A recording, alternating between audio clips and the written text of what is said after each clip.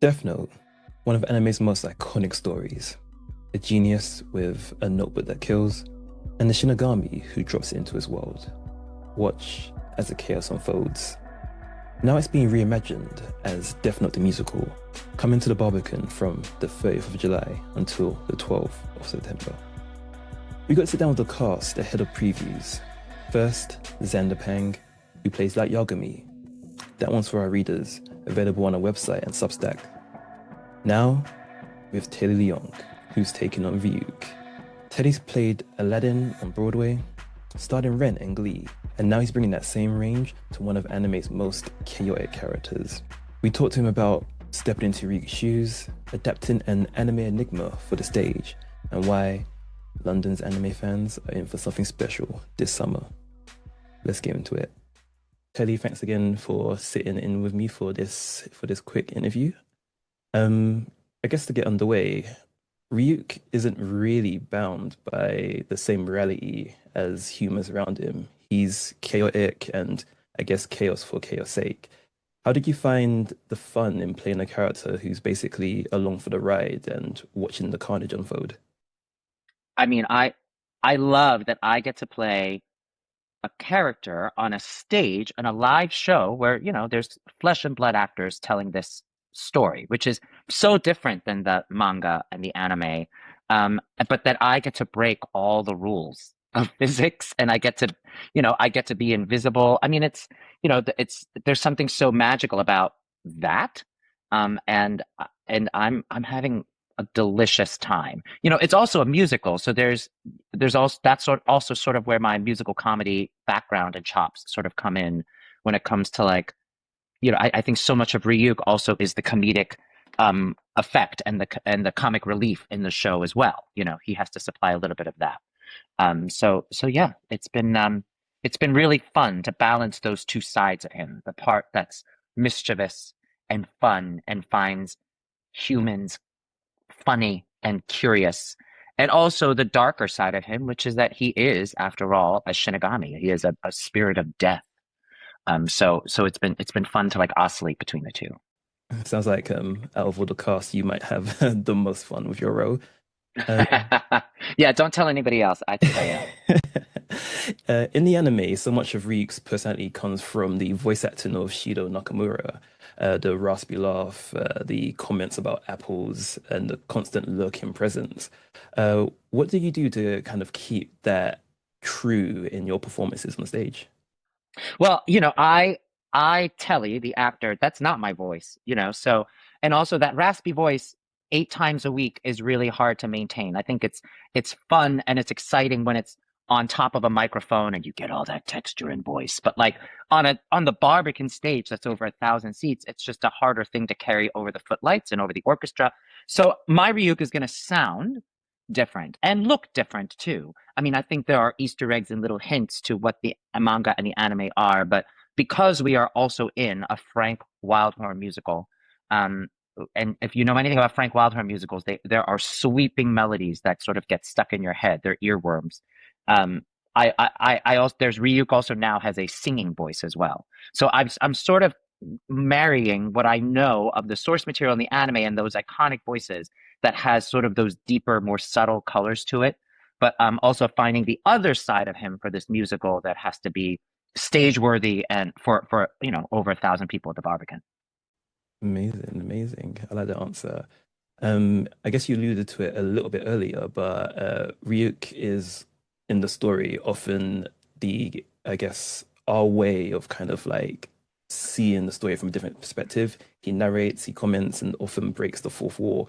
Does that make him closer to like a musical MC in your opinion? Yeah, I in our version, Ryuk does not break the fourth wall.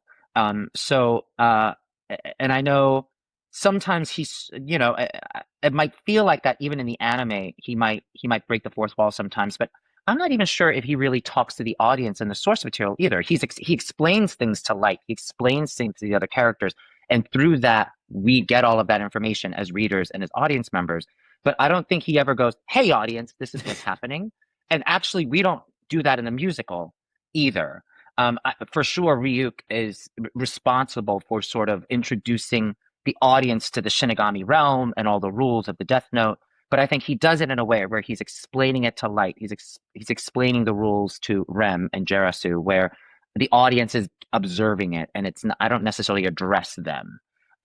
So it is different than the MC in that way, because I think the MC has a very special relationship with the audience in Cabaret, and I don't think I don't think Ryuk necessarily has that here. He has a really special relationship with Light, Mm, his mm. his human. In fact, that's become my nickname for Xander, who's playing Light Yagami. I just call him Hey Human, Hi My Human. I just call him My Human now because we're attached to the hip during the show. I love that. I love that. In the anime, again, Ryuk is a presence. He's quite imposing and kind of towers above all the other cast. How would something like that translate to a stage performance? Thank goodness for our designers. We have wonderful hair and makeup designers and costume designers, also lighting designers that help with the mood. A scenic designer that, we have a set, and I don't want to give away too much, but our set is multi-level. So the Shinigami realm really is on a whole other plane and whole other level when we go there. On the Barbican stage, and we also have one of the biggest stages in London, so we have the luxury of like actually filling all of that space and doing that and making this very epic. So I have a lot of help in that regard because I'm Telly Leung, I'm 5'7", and my presence is and my physical presence is only so big. I think I can fill it with theatrical presence and energy, but I have a lot of help from the amazing creatives that are on the show with us. Some of Broadway and London's best creatives are working on the show. You mentioned it. This setting is the Barbican, which is different from the 2023 Palladium concert that happened a few years back. Did you happen to catch any of the performances of the Ryuks? I believe Adam Pascal and George Maguire did uh, the role before. Did you use that as a reference point, or would you say you were Yeah. fresh? So Adam Pascal and I have a wonderful connection. He was in the original cast of Rent, and I was in the final cast of Rent on Broadway. Um, Adam also at one point came back into the show around 2007, 2008. And I was in the company at that time. We met each other, and then Adam and his other original co-star, Anthony Rapp, all toured the country, also toured Japan and Korea, and I was on that tour with them. So Adam's a dear friend. I knew Adam was doing this before I was ever attached to Death Note. And I remember Adam telling me what a great time he had. He was new to the anime world because he, like me, we are theater people. So we sort of came to it via Frank Wildhorn. We know Frank's work very well, but this was sort of our first introduction into this world. And I just remember him saying he had the best time doing this, that it was such a delicious character. I never thought when I saw him, do the clips online from the London concerts that I would ever get a chance to now do it myself. So I'm very thankful for the opportunity. And of course I watched, those clips of Adam because why wouldn't you? He's a master. So I'm gonna steal like an artist, with love. To be honest, I had the chance to see that one, and I didn't know that I needed to hear Ryuk sing until I heard Ryuk sing. Yeah. Um, Looping back to, I guess, the source material that you mentioned earlier, the Shinigami realm is kind of a place that's kind of lawless. It's a place of its own. How much of the mythology survives to make it onto the stage adaptation? I think I think what we do very well here, and that this is our director and also our designers, is that we create a real separation between the human world, which in our story is Tokyo, which has a sleekness to it and a modernity to it. It feels very current. Tokyo, there's everybody on their iPhones and Shibuya Crossing with the screens everywhere. It feels very high tech, and even the fashion, it feels very forward. When you get to the Shinigami in our theatrical version, you sort of get a sense that they have been there for centuries and eons. So there are elements of their costume that will feel very period, very like, there are parts of my costume that I feel like, is this part of the Edo period in Japan, like from samurai times? Is it inspired by history? How long have these Shinigami been around? How many centuries, how many thousands of years? Is that why they're very bored by their existence? Because they have almost a limitless life. They live for thousands of years, whereas humans compared to Shinigami, have a shorter life, and they pack in a lot more life in that very limited amount of time. So it's I think there's a real aesthetic difference when you see the show and also the makeup and all that between the Shinigami who feel like they are faded and weathered and of another time, and the humans who feel very slick and clean. Of course, of course. I guess I'm gonna loop into your human. Ryuk's relationship with light is oddly, I guess, symbiotic. He needs light for entertainment rather than ideology. How do you kind of play and lean into the dynamic without, I guess, losing connection with your audience? Yeah, I mean, I think Ryuk is there, has dropped the Death Note, and it just happened to land on the most interesting, idealistic. Oh, I love it. Idealistic of humans. Here is this young, passionate, idealistic person who uses this Death Note to an extreme. And wow, is that entertaining and fun. And for Ryuk, every moment that he's on stage with light, he's learning something else about human nature that he has not seen or learned from the thousands of years that he's been around. So and once light doesn't isn't interesting anymore, it's that changes their dynamic for sure. But for sure, it's for Ryuk, it is about, hmm, if this human keeps doing interesting things, I'll keep him around a little longer because it's really fun. Amazing, amazing. I could ask you questions all day, so I know Yeah. time is quite limited. I'm going to wrap it up with a couple more, just so we can, I guess, respect the Shinigami's time. You've done you've done works, Broadway, quite different styles of roles compared to what you're doing for the Death Note run. How would you say that differs, and is there any, I guess, high points, low points in the contrast of it? Yeah. This is not my first time sort of playing a role that's been very iconic via animation. I played Aladdin on Broadway for 2 years, which is like the complete opposite of Ryuk. He's the Disney prince, and it's a completely different, lighter side of me that I use every physically, vocally, spiritually, all of that. But in many ways, working on Aladdin, there's a certain pressure and stress because a character like Aladdin and a character like Ryuk has a very special place in people's hearts from the source material. It is very beloved, and there's a certain expectation of what that is. As an actor, you walk into that and you feel the pressure and the stress of that. And it's a fine line of understanding that this character has a lot of value that is beyond you, that you are part of something much bigger than you, but also not letting that pressure hinder you from doing the work that's required of breathing life into a character 8 times a week, a living, breathing person. I think if I did a copycat of Aladdin on stage from the animated film, or if I did a copycat of Ryuk on the Barbican stage, it would feel dead. It would feel lifeless, right? I have to find Telly within that and inject myself in that and my own point of view in that while staying true to what the world is that's been created and that these characters that people love. So you're constantly sort of balancing both. And it is and I have a wonderful creative team, a director and a choreographer and writers that I trust to go, all right, are we balancing both? Are you getting are you getting this character that belongs in this world, but are you also getting a performance from me, from Telly, that feels fresh and of the moment and present here with you? Um, so that for sure prepared me a little bit playing Aladdin. And also the last job I did right before this, I played the Phantom of the Opera in the immersive production of Phantom called Masquerade in New York. And I'm 46 years old now, but before Phantom, I rarely was asked to sort of explore darker sides of me. I rarely played a baddie Mm.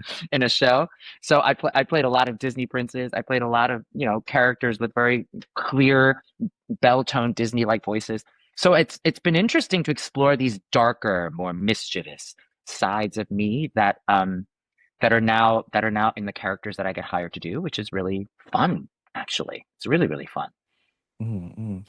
You mentioned So Phantom for sure prepared me for this. No, so you mentioned being at 46 at the moment, and your hair looking younger than me. Can you give me some tips? You know what? I will say this: the theater keeps you young because the theater keeps you playful, Mm, especially mm, working on new musicals. You know, we are in tech rehearsals right now as I speak to you. I don't know when this is going to be aired, but I'm talking to you from my dressing room in tech. You can't see it, but behind me there's like new pages and new lines and things we're constantly trying. So you're never stuck as an actor working on new musicals and on new works at all. You know, and in many ways, it's a nice contrast to Ryuk, who's feels very stuck in the Shinigami realm, just writing names in a death note day after day. An mm. actor's job working on a new musical, never boring. I literally I was standing in tech in full costume, full wig, full makeup, and the associate director runs up on stage and goes, here are new lines for the scenes we're about to tech right now. So learn these lines now. I mean, that's sort of what working on a new musical is like. That keeps you young. That keeps you young at heart. That keeps your brain young. All of that. So it's been really good. Yes, that's it. That's it. Just Uh, you know what? And part of that is mm, you just have to keep learning and keep jumping off a cliff all the time. You know, like it is stressful. We are working on a new musical that will have a live audience next week at the mm, Barbican, and we are still fine tuning and playing with new lines and new lyrics and new jokes and all that. And it's okay. You know, sometimes part of seeing if it works is you have to like blindly jump off a cliff, just commit to something and try it out. That's also the joy of live theater. You mm. know, every night it's going to be slightly different. If you mess up, oftentimes the audience is none the wiser. And you get tomorrow night to try it again, to fix the thing you messed up the night before, or find a new way to play that scene. So all of that's been very good for me. Scary, but good, and it keeps you young. I love that. I love that. And I've prepared quite a few questions, and I just want to see if I have time for just one more before Oh, absolutely. I have a little bit of time. Absolutely. amazing. So I guess to wrap it all up, maybe even be a two-part question. No kid. London's. I want to get your take on this actually. London's seeing quite a boom in anime and manga adaptations hitting live stages and concerts like that. That's what I've noticed at least. From where you're standing, what do you think I guess, the allure of this source material coming over to the theater side of things, is saying for you? I think, like I said, I'm 46, so I remember a world without the internet. And I think what the internet has, I mean, the internet has its certain things that I don't love, but one of the things that I do love is that the world has become much smaller. So having access to anime, a whole world that, you wouldn't have unless you went to a Japanese bookstore, you bought the manga, or you like, found a Japanese station on your television. Now you can watch you can watch anime on your phone. Do you mean like it's just so accessible? And also for Western stages and Western audiences, for Broadway audiences, Western audiences, they're like, oh my gosh, there's a whole world and a phenomenon that is beyond Western culture. That there are thousands of people that are steeped in this culture and in this world. Why can't the two cross? So and we're seeing that. We're seeing that so many Western audiences are going, oh, what's happening in pop music in Korea? Oh, there's K-pop.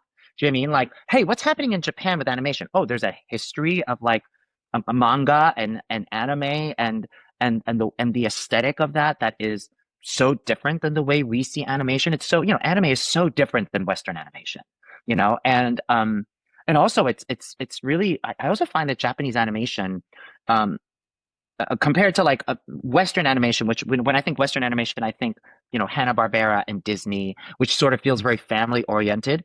Japanese anime, they dive into some deep, dark topics about, death and sex and I think that that's part of the appeal too, that in the Western world, we don't think about animation as dealing with those things. We think it's very family oriented and for the kids, not in Japan. So, and I think that is great fodder for musicals when you sort of dig into all of the deep wells of humanity, the depth of humanity, the complexity of humanity, that it's adult. You're like, well, great. Yeah, of course. I also think Death Note in particular works really well as a musical because so much of the anime is those characters with their mouths closed and the audience hears their thoughts. We're hearing what they're thinking.